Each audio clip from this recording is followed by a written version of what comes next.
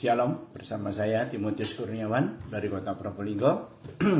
Minggu pagi hari ini kita masih bersama-sama untuk kita belajar kebenaran firman Tuhan, agar apa yang kita percayai, kita pelajari, dan kita lakukan itu untuk bisa menjadikan berkat bagi saudara dan saya.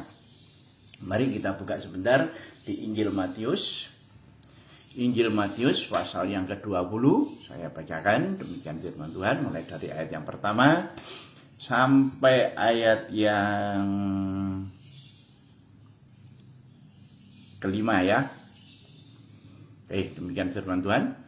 Adapun hal kerajaan surga sama seperti seorang tuan rumah yang pagi-pagi benar keluar mencari pekerja-pekerja untuk kebun anggurnya. Jadi hal kerajaan surga itu diumpamakan sama Tuhan Yesus seperti seorang pengusaha kebun anggur yang pagi-pagi benar dia keluar untuk mencari pekerja-pekerja.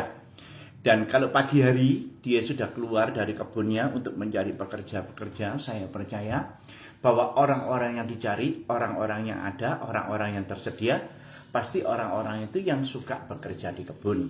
Ya, jadi itu memang sudah profesinya, karena pagi hari dia itu akan keluar untuk mencari pekerjaan agar upah yang dia didapat bisa dibuat makan dalam sehari.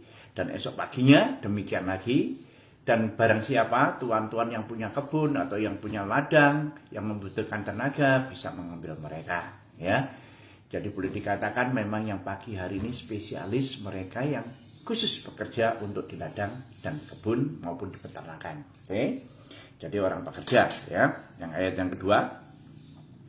Setelah ia sepakat dengan pekerja-pekerja itu mengenai upah sedinar sehari, ia menyuruh mereka ke kebun anggurnya. Dan disepakati, dikumpulin mereka, kamu bekerja di kebun anggurku dari waktu yang ditentukan, dari pagi hari sampai nanti matahari terbenam sore hari. Kita sepakat bahwa upahmu bekerja adalah 1 dinar. Mungkin dikasih istirahat, mungkin juga dikasih makan, dan lain sebagainya. Itu tergantung perjanjian mereka. Tapi upah sedinar yang menurut di firman Tuhan itu cukup untuk mereka makan bersama istri anaknya ya. Jadi sudah diperhitungkan bahwa pekerjaan di ladang, pekerjaan di kebun dengan upah sedinar itu cukup bagi mereka. Oke, lanjut. Ayat yang ketiga. Kira-kira pukul 9 pagi ia keluar pula, dan dilihatnya ada lagi orang-orang yang menganggur di pasar. Katanya kepada mereka, pergi jugalah kamu ke kebun anggurku, dan apa yang pantas akan kuberikan kepadamu. Dan mereka pun pergi. Jam 9 pagi, ya, kalau tadi pagi-pagi benar, mungkin jam 6, setengah 7, atau jam 7, dan sekarang jam 9 pagi. Pemilik ini keluar lagi. Dia berjalan-jalan di pasar dan dilihat di sana masih banyak orang yang tidak punya pekerjaan. Ya, dia datangi. Oke, kenapa kamu masih belum bekerja? Kami belum ada panggilan, kami belum ada yang memakai jasa kami. Dan pemilik ini bilang sama mereka, okelah kamu masuk bekerja di kebun anggurku, dan upah yang pantas nanti akan aku berikan kepadamu. Karena kamu masuknya sudah jam 9 pagi. Lanjut, ya. Ayat yang kelima, kira-kira pukul 12 dan pukul 3 petang, ia keluar pula untuk melakukan sama seperti tadi. Wow, ini luar biasa nih. Jam 12 itu setengah hari. Jam 3 petang lagi, jam 3 sore hari. Dan biasanya kalau sudah lewat atau batasnya jam 12, ya, mereka mau masuk kerja itu biasanya jarang pemilik atau pengusaha yang mau tenaga ini. Mereka itu maunya tenaga yang pagi hari dari jam 7 sampai jam 12 maupun jam 1. Karena tenaganya masih fresh, tenaganya masih segar. Tapi kalau sudah masuknya jam 12, itu biasanya mereka itu sudah mulai capek, sudah mulai ngantuk, dan kerjanya ogah-ogahan. Karena apa? Terik matahari sudah ada di atas kepala. Dan udaranya sudah panas, membuat gerah, sehingga banyak tenaga yang terkuras. Sehingga mereka kalau dipekerjakan di kebun-kebun ini, mereka itu pun tenaganya sudah nggak full lagi. Apalagi yang sudah jam 3 sore. Waduh, sudah mendekati waktu habis. Wah, ini saya kagum juga dengan pemilik kebun anggur ini. Karena apa? Mereka masih mau pakai. Ya sudahlah, paling 2-3 jam kamu nanti bekerja di tempat saya. Oke lah, daripada kamu masih di sini belum ada yang manggil, masih duduk-duduk berdiam di sini. Oke lah, bekerja di kebun anggur saya. Diambil mereka nih, luar biasa. Lanjut. Semakin menarik firman ini. Kira-kira pukul 5 petang, ayat yang ke-6, ia keluar lagi. Kira-kira pukul 5 petang. Ia keluar lagi. Dan mendapati orang lain pula. Lalu katanya kepada mereka, mengapa kamu nganggur saja di sini sepanjang hari? Kata mereka kepadanya, karena tidak ada orang yang mengupah kami. Katanya kepada mereka, pergi jugalah kamu ke kebun anggurku. Wow. Orang-orang yang bekerja sudah hampir selesai. Hampir istirahat. Tapi mereka yang mencari pekerjaan mulai dari pagi, siang, belum ada panggilan sampai jam 3. Kebanyakan mereka itu sudah pulang ke rumah masing-masing karena hari itu mereka nggak bekerja. Tetapi ada juga mereka itu yang mengharap bila jam 5 nanti ada yang pakai jasa mereka sampai petang. Jadi mereka melakukan kerjanya itu overtime. Asal mereka dapat sedikit sisa untuk makan, dapat sedikit upah untuk bisa beli lauk pauk, mungkin mereka mau. Jam 5 sore biasanya jarang sekali mereka yang memakai tenaga-tenaga ini setelah jam 5 sore. Tapi pemilik kebun anggur ini sungguh luar biasa. Didatangi dia dan ditanya, kenapa kamu masih duduk diam di sini aja, nganggur di sini aja? Mereka bilang apa? Sepanjang hari kami nunggu di sini, tapi tidak ada yang memakai jasa kami. Pemilik ini berkata apa? Pergi jugalah kamu sekarang ke kebun anggurku. Wow, disuruh bekerja. Dengan sukacita orangnya akan melakukan pekerjaan. Mungkin dia bekerja 1 jam, 2 jam. Mungkin dapat hasil yang sekedar belas kasih dari tuan rumahnya. Mereka tidak akan memperhitungkan. Pokoknya hari itu mereka mendapatkan hasil. Dan ini diumpamakan oleh Tuhan Yesus seumpama hal kerajaan surga. Kerajaan surga itu memberikan keselamatan kepada saudara dan saya. Supaya jiwa kita yang tadinya sudah dikuasai oleh si jahat, kembali kita ikut kepada Tuhan Yesus Kristus dan kita diberi ganjaran keselamatan jiwa kita. Agar kelak nanti ketika kita sudah dipanggil ke rumah Bapa, kita punya bagian, kita punya tempat dalam rumah Bapa. Itu adalah keinginan dari kerajaan surga. Dan ada orang yang pagi-pagi benar, mereka itu sudah siap. Jadi mereka itu sudah lahir dari keluarga Kristen, dari sananya sudah kenal firman. Dan mereka secara turun-temurun percaya kepada Tuhan Yesus Kristus. Dan Tuhan panggil mereka juga. Bukan karena keturunannya mereka orang Kristen, enggak. Tapi karena pemilik kebun anggur ini memberikan keselamatan bagi mereka yang mau percaya dan mau bekerja, mau berusaha masuk di dalam ladang Tuhan. Tarik sama Tuhan. Oke, kamu pagi-pagi benar. Memang kamu spesialis orang pencari kerja. Silakan. Kita sepakat ya, upahnya 1 dinar. Kita sepakat ya, aku berikan ganjaran keselamatan jiwamu. Kamu percaya, kamu bertobat, kamu mengerjakan keselamatanmu, masuk dalam ladang Tuhan, bekerja bagi Tuhan, keselamatan saya berikan bagi kamu. Ini sudah disepakati upahnya, sehari sedinar. Jam 9, ada lagi yang dipanggil pada waktu dia masih remaja, masih tunas, masih anak-anak, SMP, SMA.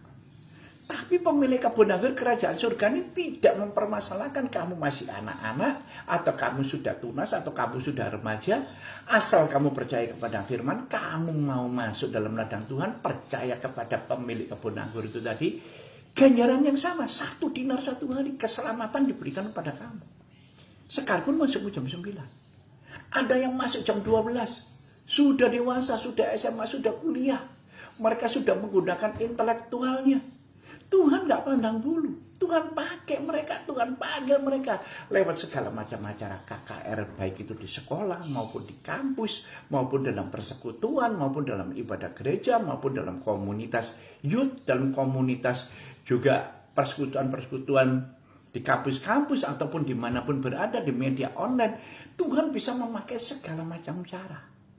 Tuhan panggil bukan berdasarkan usia, bukan berdasarkan tingkat intelektualitasmu, bukan.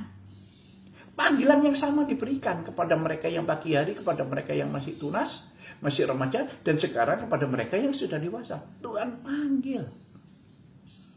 Begitu pula ketika sampai jam 3. Sudah dewasa muda, sudah punya istri, sudah punya anak. Tidak ada kata terlambat bagi Tuhan. Tuhan panggil mereka. Aku berikan ganjaran keselamatan sebagai kesepakatan. Kamu ikut aku, percaya kepada aku, tunduk kepada firman, kerjakan keselamatanmu, keselamatan yang aku berikan. Kita sepakat. 1 dinar. Upahnya untuk 1 hari. Sekalipun kamu masuk jam 3 sore, jam 12 siang, jam 9 pagi. Silakan. Bagi kita, semua sama. Upahnya 1 dinar 1 hari. Mereka sepakat, mereka masuk. Ada yang dipanggil ketika mereka sudah dewasa muda, sudah punya istri, punya anak 1, keluarga muda. Mereka ikut masuk dalam pelayanan. Mereka masuk dalam kebenaran firman Tuhan. Yang terakhir, jam 5 sore sudah menjelang finish. Ini mereka itu yang senior-senior. Banyak orang-orang yang sudah senior, yang sudah usia, sudah punya cucu, yang sudah punya menantu. Bahkan mereka yang sudah tidak bisa bekerja lagi karena tenaganya udah habis, udah lanjut, ya. Mereka baru masuk, baru meresponi panggilan Tuhan. Ada. Apa Tuhan membedakan? Enggak. Tuhan tidak pernah membedakan. Hatinya engkau mau. Panggilannya. Selama ini image kekristenan kita banyak yang sudah berubah. Kenapa saya katakan banyak yang sudah berubah? Karena mereka menyamakan keselamatan itu dengan pelayanan. Padahal tidak ada hubungannya. Keselamatan berhubungan langsung dengan pemilik kerajaan surga. Pelayanan berhubungan langsung dengan pemilik pelayanan. Pemilik gereja, pendeta. Tapi rancu. Kalau aku sudah melayani Tuhan, apalagi aku sudah di gereja, sudah melayani full time, dan kita itu semua sudah melakukan komunitas, saling menjalin, tiap minggu kita berada di gereja, saya sudah benar di mata Tuhan. Saya katakan bukan seperti itu hal kerajaan surga. Keselamatan itu adalah pribadi. Keselamatan itu engkau melayani Tuhan, engkau melakukan firman-Nya, engkau bekerja mengerjakan keselamatanmu. Bukan bekerja untuk memperkaya pemilik kebun. Bukan bekerja untuk memperbesar pemilik kebun. Enggak. Kita mempekerjakan diri kita dengan kemauan kita, dengan kehendak kerelaan Tuhan, kita diberikan pekerjaan, yakni pekerjaan untuk melayani Tuhan. Itu pilihan. Sehingga kita ikut mengerjakan keselamatan kita setiap hari. 1 hari ini aku dapat 1 dinar. Oke, besok pagi aku bekerja lagi dapat 1 dinar lagi. Hari ini aku bertobat, hari ini aku percaya firman, hari ini aku jadi orang Kristen. Bukan berhenti sampai di situ. Besok aku harus mengerjakan keselamatanku lagi. Besok aku juga harus bertobat lagi jika aku berbuat dosa. Halo, haleluya, beda. Kalau kita melayani pendeta, kita melayani di gereja, kita dihargai. Berapa tahun engkau melayani, engkau pun akan mendapatkan fasilitas-fasilitas. Ya, fasilitas yang sangat ringan lah. Kamu duduk di bangku depan lah. Nanti kalau ada acara apa-apa, kamu selalu dilibatkan lah. Nah, pelayanan-pelayanan itu kebanyakan orang itu menganggap bahwa aku sudah melayani Tuhan, aku pelayan Tuhan, aku hamba Tuhan, aku sudah benar di mata Tuhan. Jadi aku tidak perlu mengerjakan keselamatanku. Salah besar, salah total. Halo, sekali lagi saya katakan, salah besar, salah total. Bukan pelayanan kita, bukan caranya kita melayani setiap hari, setiap minggu kita ada di gereja, kita keluar kota, keluar pulau, keluar negeri, dan kemana-mana kita itu sudah benar di mata Tuhan. Tidak. Yang benar di mata Tuhan kita mengerjakan keselamatan kita setiap waktu, setiap hari. Untuk kita selalu berhubungan intim dengan Tuhan. Kalau engkau melayani di gereja, engkau intim dengan pendetamu. Tapi kalau engkau berada di dalam kebenaran firman Tuhan, melayani Tuhan, engkau intim dengan firman. Sekalipun pendeta itu hamba Tuhan, tetapi pendeta tidak sama dengan Tuhan. Halo, haleluya. Saudara mendapat penghargaan di dalam pelayanan, silakan. Tapi saudara mendapatkan penghargaan dalam melayani Tuhan, nanti dulu. Tuhan tidak pernah menghargai kalau engkau ingin dihargai. Tapi Tuhan akan menghargai kalau engkau tulus, rela, dan setia untuk melayani Tuhan tanpa pamrih. Beda.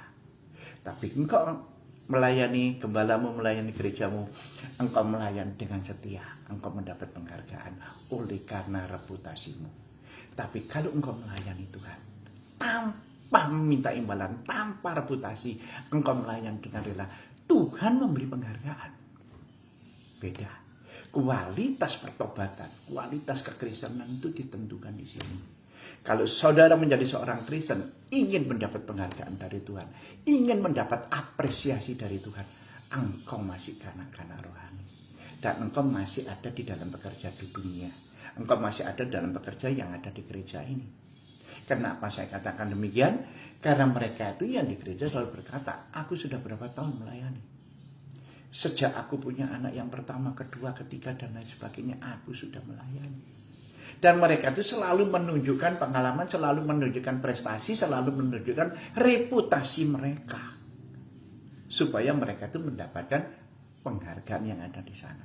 Tapi ikut Tuhan keselamatan bukan untuk mencari reputasi, bukan untuk mencari hormat untuk diri sendiri. Enggak. Aku sadar bekerja untuk Tuhan. Aku sadar bahwa yang aku kerjakan ini bukan untuk memperkaya Tuhan, bukan untuk memperbesar kerajaan surga, tapi aku berganjam melayani untuk mengikis keakuanku, untuk mengikis emosiku, untuk membuat hatiku menjadi hati yang humble, hati yang setia, hati yang mau menerima, hati yang mau dibentuk sepenuhnya aku milik Kristus. Di situ bedanya. Kedewasaan seseorang dinilai di mana saudara dan saya menempatkan diri kita. Kalau kita masih ingin reputasi, kita tuh masih anak-anak rohani. Lalu, bagaimana anak-anak rohani? Karena kelihatan. Begitu kita sudah melayani, masuk pelayan yang baru lagi. Di sana kebetulan pelayan yang baru ini tadi mempunyai segala sesuatu A, B, C, D, E. Sehingga dia itu mendapat apresiasi lebih dari gembala. Nah, dan dia itu diberikan pekerjaan yang seharusnya untuk kita diberikan kepada mereka. Apa reaksi saudara dan saya dalam hal ini? Mulai kapan kamu pelayanan? Sejak kapan kamu masuk? Aku lebih senior, aku lebih dulu. Itu sama dengan ketika pemilik kebun anggur ini memberikan upah yang sudah disepakati 1 hari 1 dinar. Diberikan. Yang masuk jam 7, terima, dihitung 1 dinar, oke. Jam 9, oke. Yang jam 12 terima juga 1 dinar. Yang jam 7 mulai melirik. Yang jam 9 mulai melirik. Aku lebih dulu, aku lebih lama. Ini lagi yang masuk jam 3. Kok sama? Ini lagi yang masuk jam 5. Waduh. Mukanya langsung berubah. Dan menggerutu. Apa pemilik kebun anggur katakan? Bukankah kita sudah sepakat bahwa kamu bekerja 1 hari di dalam ladangku dengan upah 1 dinar. Kan kita sudah sepakat. Oke, jam berapapun aku mengambil mereka. Karena aku tahu mereka itu belum punya pekerjaan. Aku tahu mereka belum punya tuan. Aku tahu mereka belum punya majikan. Itulah sebabnya sekalipun jam 9, jam 12, jam 3, jam 5, aku menariknya. Karena aku pemilik kerajaan surga, aku tidak mau mereka terlantar, aku tidak mau mereka tersesat, aku tidak mau mereka masuk dalam kerajaan neraka. Aku tarik mereka untuk masuk dalam kerajaan surga. Aku panggil mereka. Aku tidak melihat usia mereka. Mau Kristen sejak tunas, mau Kristen ketika mereka sudah dewasa, mau jadi Kristen ketika mereka sudah berumah tangga, punya anak, atau mereka jadi Kristen ketika mereka usianya sudah senior. Aku gak peduli, aku gak pusing. Keselamatan milikku pribadi. Dan aku berhak memberikan kepada siapa saja yang aku ingin memberikannya. Ini fungsinya dari kerajaan surga. Ini yang dimaksud dengan kerajaan surga. Tetapi ketika pemilik di dunia, mereka itu saling berkata, kamu itu siapa? Ya karena kamu dekat dengan gembala, karena kamu masih ada hubungan famili, karena kamu punya A, B, C, D, dan sebagainya. Mulai menggerutunya ini keluar. Lalu, luar biasa firman ini. Tuhan mengajarkan kepada kita bahwa masuk ladang pelayanan, bahwa masuk dalam ladang Tuhan bukan untuk menggerutu, bukan untuk jealous, bukan untuk iri, bukan untuk membandingkan kita dan satu dan yang lainnya. Karena kita tahu banyak pelayan-pelayan Tuhan, banyak hamba-hamba Tuhan yang selalu membanding-bandingkan antara satu dan satunya. Dia itu siapa? Mulai tahun berapa dia pelayanan? Ya gara-gara dia masuk di medsos, gara-gara dia ada di Facebook, dia ada di Instagram, di IG, dan dia juga ada di YouTube, sehingga namanya kemana-mana. Padahal dia tuh anak kemarin sore.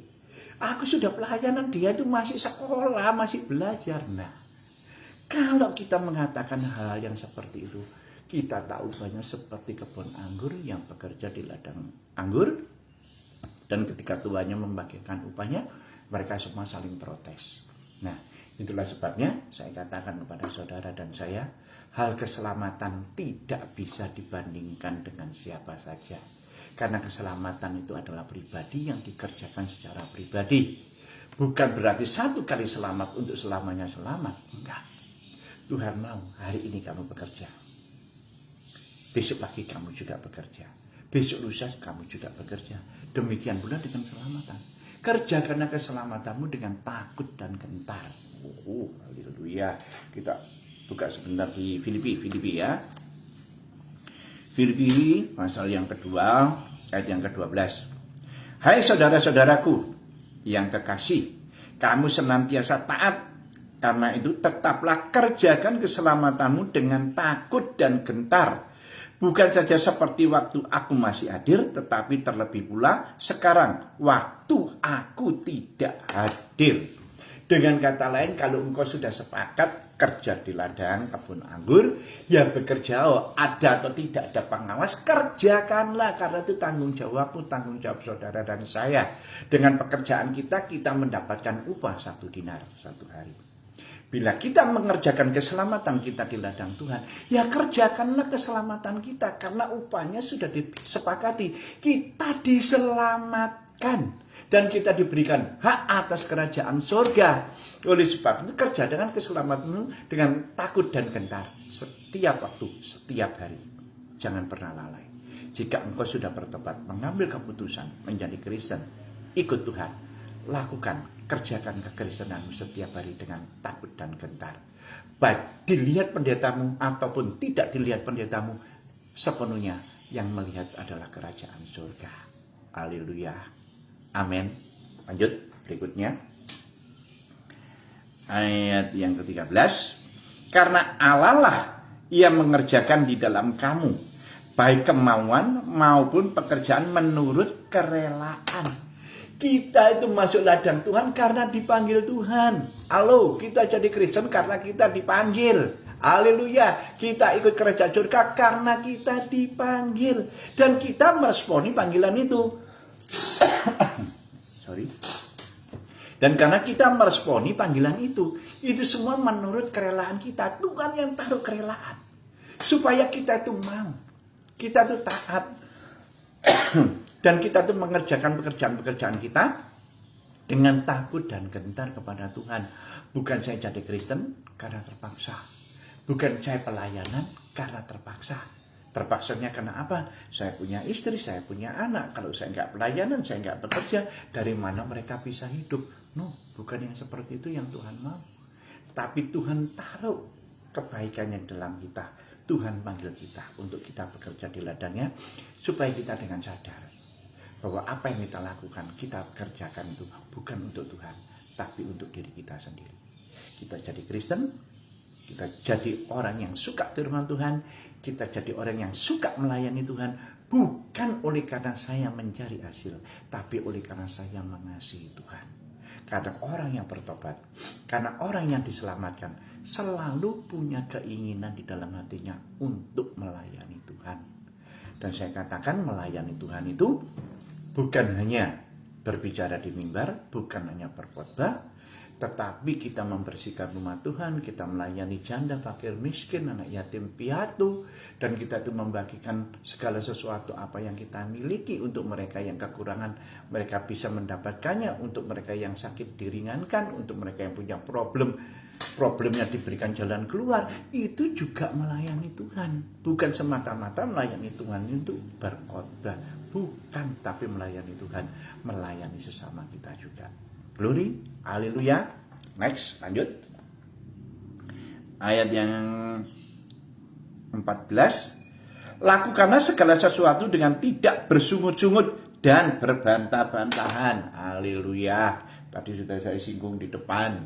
Kadang mereka yang suka bersungut-sungut, mereka yang suka berbantah-bantahan, karena mereka mencari reputasi, mereka mencari perhatian, mereka untuk mendapatkan segala sesuatu dari yang mereka layani. Tapi kita melayani Tuhan, kita tidak menunjukkan reputasi kita kepada Tuhan, dan kita tidak menunjukkan pengalaman kita kepada Tuhan, dan kita tidak menunjukkan waktu kita bekerja dari pagi sampai matahari terbenam. Kita tidak menunjukkan itu karena kita sudah sepakat upah kita keselamatan, titik. Tanpa reputasi pun, tanpa dihargai pun, kita tetap bekerja. Walaupun kita tahu Tuhan selalu menghargai sekecil apapun pekerjaan saudara, tetap sama Tuhan diapresiasi. Tetapi Tuhan lebih menghargai kalau kita tidak pernah berharap akan apresiasi dari Tuhan. Tapi kalau kita diberi, kita mengucap syukur karena itu merupakan suatu anugerah yang luar biasa bagi kita. Amin. Pikiran kita jangan ditaruh dengan penghargaannya, tapi pikiran kita taruh, terima kasih Tuhan, Engkau yang sudah memanggil aku dan aku meresponi. Tuhan memberikan suatu di dalam hati saya untuk saya tekun melayani Engkau dengan segala kerelaan, bukan dengan paksaan, bukan dengan imbalan, tapi aku melayani Tuhan dengan hati yang tulus. Amin. Haleluya. Lanjut. Ayat yang ke-15. Supaya kamu tiada beraib dan tiada bernoda, sebagai anak-anak Allah yang tidak bercela di tengah-tengah angkatan yang bengkok hatinya dan yang sesat ini, sehingga kamu bercahaya di antara mereka seperti bintang-bintang di dunia. Anak Tuhan, dengan kata lain, jika engkau benar tulus melayani Tuhan, engkau pun tanpa dipromosikan, engkau akan bersinar. Kalau engkau benar-benar melayani firman tanpa pamrih, dan engkau melayani firman untuk mengharapkan sesuatu, engkau akan bercahaya dimanapun mereka akan mengenal engkau. Tanpa kita promosi, baik itu di Facebook, IG, dan juga di YouTube maupun di medsos yang lain, Tuhan pun akan memberikan kepada saudara dan saya, mengirimkan saudara dan saya untuk bekerja di ladang-ladang yang lain. Dan ketika masuk di ladang yang lain, segala problem permasalahan akan kita hadapi seperti kita dulu diselesaikan problem masalah kita. Dan kita pun akan menghadapi problem yang sama. Dulu aku keras hati seperti mereka. Ketika aku dikasih firman, aku mendengarnya dengan setengah hati. Saudara pun akan dikirim kepada orang-orang yang seperti saudara karakternya. Dan ketika itu saudara akan melihat, oh Tuhan, ternyata karakter ini adalah karakterku dulu sebelum aku bertobat. Dan aku bisa bertobat oleh karena ini, oleh karena percaya firman Tuhan. Dan saudara pun akan memberikan firman yang sama. Dan Tuhan yang bekerja, bukan saudara yang sakti, bukan saudara yang hebat. Tuhan yang bekerja untuk mereka dilembutkan hatinya. Dan ketika mereka hatinya sudah mulai lembut, firman itu masuk, saudara dan saya akan membimbing mereka untuk masuk di dalam pertobatan. Satu jiwa dimenangkan, malaikat sisi surga bersorak-sorai. Begitu pula ketika engkau dipanggil, ketika engkau menderita sakit dan engkau percaya firman, engkau disembuhkan oleh firman itu. Engkau pun akan dikirim kepada orang-orang yang memiliki penyakit yang sama seperti apa yang saudara derita. Dan kondisi yang sama pun akan terjadi kepada si sakit. Sehingga kita bisa bercermin, Tuhan, ternyata ini orang ini seperti aku dulu. Kerasnya seperti aku dulu. Di sana engkau melayani Tuhan, tapi sesungguhnya engkau mengikis keangkuhanmu. Di situ Tuhan tunjukkan, dan engkau bisa memperbaiki dirimu, bertobat juga saat itu, walaupun kita melayani. Karena Tuhan memberikan cermin, mengembalikan segala kekerasan hati kita. Saya dulu ketika diinjili oleh hamba Tuhan, diinjili oleh pendeta saya tuh gak segan-segan sambil mereka berkata itu, saya ngambil rokok, saya nyalakan rokok saya yai sedalam-dalam. Dan hamba Tuhan ini pun dengan setia memberikan firman-Nya, dengan sabar melakukan apa yang menjadi tugasnya. Dan ketika kini saya melayani, saya pun diperhadapkan oleh orang-orang yang sama. Ketika saya berikan firman Tuhan, mereka merokok di depan saya diajukan. Dan di situ saya melihat, oh Tuhan, terima kasih. Ternyata karakter ini itu karakter saya dulu. Dan dulu karena saya dibelayan dengan firman yang seperti ini, dihadir dengan firman yang seperti ini, firman yang sama yang saya sampaikan. sampai orang tersebut sadar dan mereka pun bertobat. Kita bimbing di dalam pertobatan, dimenangkan bagi kerajaan surga. Kita pun saat itu yang melayani, kita juga bertobat, sehingga kehidupan kita semakin hari semakin berkenan di mata Tuhan. Orang melayani bukan berarti kita itu sudah benar dan kita sudah putih dan kita sudah suci di atas segalanya. Belum. Ternyata kita melayani, kita itu diingatkan lagi, kita itu diperlihatkan lagi karaktermu yang dulu itu mulai dipakai lagi, ditunjukkan lagi kepada kita, dan kita tuh bisa menyadari. Dan ketika kita sudah menyadarinya, kita pun tahu dan tahu bahwa kita pun juga harus bertobat, karena kita adalah pekerja di kebun anggur. Amin. Haleluya. Tundukkan kepala. Bapa, di dalam nama Tuhan Yesus Kristus, saya mengucap syukur atas kasih karunia yang Kau berikan bagi kami. Pagi hari ini Tuhan Yesus sudah singkapkan rema kebenaran firman-Mu untuk kami mengerti, mengerjakan keselamatan kami. Kami mengerti untuk kami melayani Engkau. Bukan mencari reputasi, bukan menonjolkan pengalaman. Tapi kami mau dibentuk. Tapi kami mau dikikis. Tapi kamu mau melihat karakter kami yang masih belum berkenan di mata Tuhan. Sehingga ketika kamu melayani, kami pun diberkati. Satu firman yang kami sampaikan, dua hal yang kami terima. Yang terima firman mereka bertobat, yang saya dengar saya pun juga bertobat. Di dalam nama Tuhan Yesus Kristus, pagi hari ini yang sudah diberkati oleh firman Tuhan, sama-sama berkata, amin. Tuhan Yesus memberkati. Sampai bertemu di minggu yang akan datang.